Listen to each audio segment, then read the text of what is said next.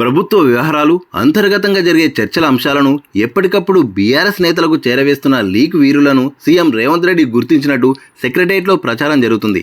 కీలకమైన పోస్టులో ఉన్న నలుగురు ఐఏఎస్ ఆఫీసర్లే ఈ తతంగానికి పాల్పడుతూ గులాబీ లీడర్లకు పూర్తి సమాచారం అందిస్తున్నట్టు నిర్ధారణకు వచ్చినట్టు తెలుస్తుంది. ఎన్నికల కోడ్ ముగిసిన వెంటనే సదరు ఆఫీసర్లను బదిలీ చేస్తారనే చర్చ జరుగుతున్నది. కొందరు హెచ్ఓడీలు, జిల్లా అధికారులు సైతం ఇప్పటికీ బీఆర్ఎస్కు అనుకూలంగా వ్యవహరిస్తున్నారని, వారందరినీ గంపగుత్తగా ట్రాన్స్ఫర్ చేయాలని సర్కార్ నిర్ణయానికి వచ్చినట్టు తెలిసింది. లోక్సభ ఎన్నికల ప్రచారం జరుగుతున్న సమయంలో వడ్లకు 500 రూపాయల బోనస్ ప్రకటించాలనే ఉద్దేశంతో సీఎం రేవంత్ రెడ్డి అధికారులతో ప్రత్యేకంగా ఓ మీటింగ్ నిర్వహించినట్టు తెలిసింది. అందులో ప్రతి ఏటా రాష్ట్ర వ్యాప్తంగా దిగుబడి అవుతున్న వరి ధాన్యమంతా, దొడ్డు రకం వడ్లు ఎన్ని, సన్నవి ఎన్ని అని ఆరా తీస్తూ అన్ని రకాల వడ్లకు బోనస్ ఇస్తే ఎంత భారం పడుతుందని లెక్కలు తీశారు. అయితే రాష్ట్రంలో ప్రతి ఏటా తగ్గుతున్న సన్న రకాల వడ్ల సాగును ప్రోత్సహించేందుకు బోనస్ ప్రకటించాలని అభిప్రాయానికి వచ్చారు. ఈ అంశంపై తెల్లారేసరికే బీఆర్ఎస్లోని మాజీ మంత్రులు తమ ఎన్నికల ప్రచారంలో సన్నా వడ్లకే ప్రభుత్వం బోనస్ ఇస్తుందట, దొడ్డు వడ్లకు ఇవ్వదట అని విమర్శలు షురూ చేశారు. దొడ్డు వడ్లకు సైతం బోనస్ ఇవ్వాలనే ఆందోళన చేపట్టారు. ప్రభుత్వంలో సూత్రప్రాయకంగా చర్చించిన అంశం బీఆర్ఎస్ లీడర్లకు ఎలా చేరింది అని సీఎం రేవంత్ రెడ్డి ఆరా తీసినట్టు సమాచారం. ఆ మీటింగ్కు హాజరైన అధికారుల పూర్వపరాలు, గులాబీ లీడర్లతో ఉన్న సన్నిహిత సంబంధాలను పరిశీలించిన తర్వాత ఇన్సైడ్ జరిగిన చర్చ గులాబీ లీడర్లకు చేరవేసిన ఆఫీసర్ను గుర్తించినట్టు తెలిసింది.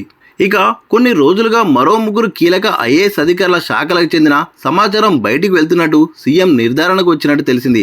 ఆ ముగ్గురు ఆఫీసుల పరిధిలోని శాఖలపై సీఎం ఏ చిన్న రివ్యూ నిర్వహించినా వెంటనే తెలంగాణ భవన్కు చేరుతున్నట్టు గుర్తించారనే టాక్ వినిపిస్తున్నది.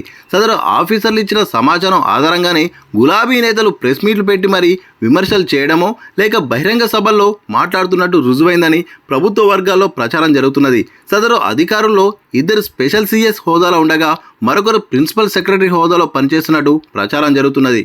మరోవైపు 2 ఐటీ కంపెనీలు రాష్ట్రంలో పెట్టుబడి పెట్టకుండా వెనక్కి వెళ్తున్నాయని బీఆర్ఎస్ లీడర్లు ఆరోపించారు.